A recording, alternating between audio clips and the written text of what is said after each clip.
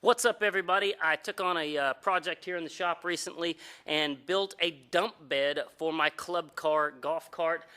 Made this thing out of some 18 gauge sheet metal, some 3/4 and 1 inch square tubing, and a piece of 5/16 rod. It was really simple, frankly, nothing to it. Just some basic geometry. Let me show you how I did it. I did it all in time lapse so you guys could watch me build this thing from scratch. Check it out. Alright, so we're going to start off here by making some marks on a sheet metal sheet and using a set of air shears to cut the sheet to the size that I need. From there, I'm going to use my tape measure and right angle tool along with a Sharpie, put some lines in it so we've got something to trace here to keep our beads straight using my Woodward Fab 36-inch bead roller. And then we'll go ahead and turn it and run us a bead along the back side of the unit to give the back of the box some rigidity. Put it into my Woodward Fab 48-inch brake, put a 90-degree bend in the back of the box, and then we're going to put a 45-degree bend so that it comes out of the dump bed really nice and easy. Next, it's time to make some marks and form the sides of this box. Use the sheet metal shears. Again, watch out for sharp edges. I'm going to use the first piece as a template for cutting the second piece, and they're the exact same piece for each side, of course. And from there, gonna go ahead and put some more marks in it for the bead roller. Run some beads into the side of it here with our bead roller again to strengthen it up. And we'll put some bends in it so that it can kind of form around the center box shell that we've built so far. I do want to mention that putting those beads in does warp the panel, but I deal with that later by using a clamp. So we put the sides onto the box, use a clamp to kind of hold everything in place, and my brother holds it with me, and he keeps it tight, and I spot weld everything in place. I'm not going to show you both sides since they're the same things. Now it's just time to remove the golf cart club rack off the back as well as the basket. Next, we've got to get the bumper off of this unit. We're going to use this as mounting locations for the new frame. Here we've got a couple of studs that come off the back we have to get rid of just to create some clearance issues. And we're going to use 1-inch square tubing 14 gauge for the frame of this entire portion that welds to the golf cart. Just kind of grind the edges down so they're not sharp. Put a couple of marks on there with a punch. And then in that punch spot, we're going to go ahead and drill it through. That way we've got something to mount it to the back of the cart. Finish the edges down there with a flap wheel so they're not sharp. I get to use the exact same bolts that bolted the bumper in place. Go ahead and secure that, and then from there I'm just going to remove some of the powder coating so that the 1-inch square tubing has something to weld to.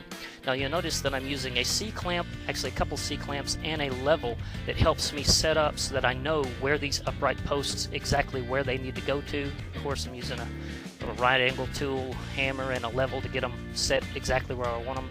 I'm just tack welding everything in place at this point. I'm not actually fully welding everything in case I need to go back and redo it. I want to also add that I'm not looking at these welds right now. I'm closing my eyes or turning away. Sometimes I put my hand in the way, and then of course, as you can see here, once it's time to do the full welds, I go ahead and put on my full gear, helmet, gloves, jacket, the whole 9 yards. And I fully weld it all underneath the box.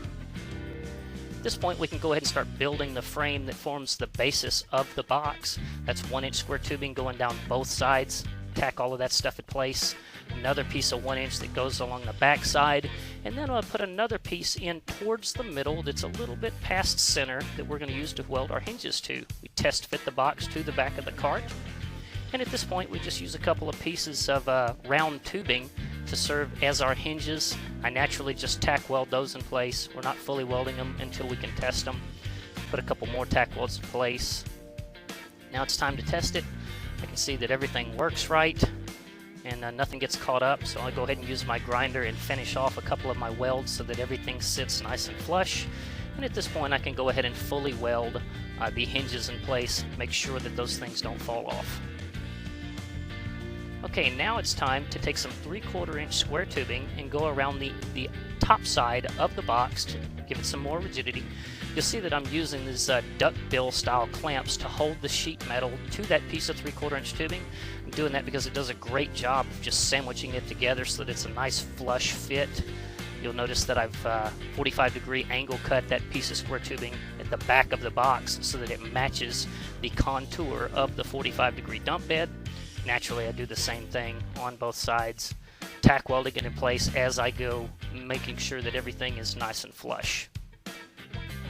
Finally, I'm going to use a piece of 5/16 round rod to form across the back of the dump bed. I wanted to do that just to give it a little bit of rigidity, remove the possibility of me cutting myself on that piece of sheet metal, and I wanted to put something there that would allow it to dump without actually getting caught up anything on that lip. So now we can go ahead and fully weld everything down each side of the box, go to all of the joints there, put a nice big thick weld on everything so that I can be confident it's not going to break. Go ahead and pull the box off, and at this point I can fully weld everything from the bottom side, the hinges, the frame, the whole 9 yards, get everything fully welded. Flip it up on its side, again, more welds. I don't do these full welds naturally until I've got confidence in all of my spot welds, everything being correct. And here just use a flap wheel and a 3.5-inch angle grinder to kind of remove the high spots off of my welds so I can be sure that, you know, nothing has a sharp edge to it or anything like that. Alright, this spring latch assembly I picked up at Harbor Freight for $3. I figured there's no way I was going to build something when you could buy that for $3. So here I just weld a great big nut in place. You can see I'm kind of pulling some of that weld down, pulling some of the powder coating off so I have something to weld that latch to. Put the latch up in place, weld it at the bottom, put a little spot weld at the top, and now you can see I've fully welded it and it works just fine. The latch goes right into that nut as it should. I'm going to go ahead and fully put my hinges in place there. Now I'm just going to clean up the whole unit, use some lacquer thinner on an old clean cloth. You can see there a lot of just debris, you know, grease and everything in the world coming off of that metal. You got to get up inside every single nook and cranny.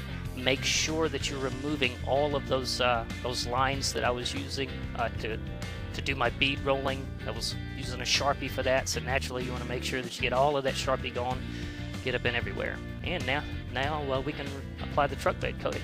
That's some Rust-Oleum, picked that up at Walmart for $17. It's probably best if I did this with like you know, some kind of etching primer or something like that, but it's a golf cart dump bed.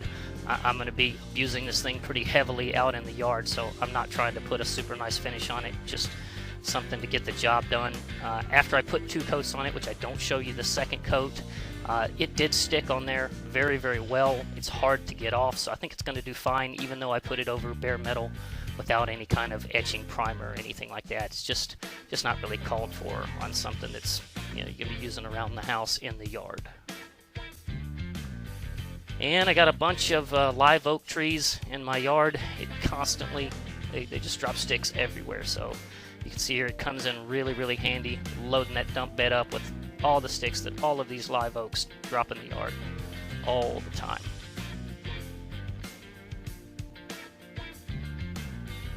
This thing's going to be really handy around the yard and doing cleanup.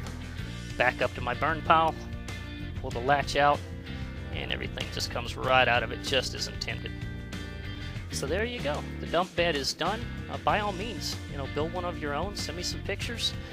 We're at redlinestands.com. Would love to see what you guys come up with. Thanks for watching. So there you go. There was really nothing to it. I finished it off in some truck bed liner material, and as a result, I can take it from this to this. So dumping everything out of the back of the golf cart is no problem at all. Be sure to check us out at redlinestands.com. Click the subscribe button down below and follow us on YouTube. Showing you all kinds of cool stuff all the time. Shout out to the guys at Woodward Fab for the Woodward Fab bead roller and 48-inch brake I used to build this cool piece of machinery. You don't necessarily have to have that stuff to build one of these things, but it damn sure makes for a lot more professional job if you do. As always, appreciate you taking the time to watch these videos. Hope you found it helpful. Comment down below. Let me know what you thought of this video, and thanks for watching.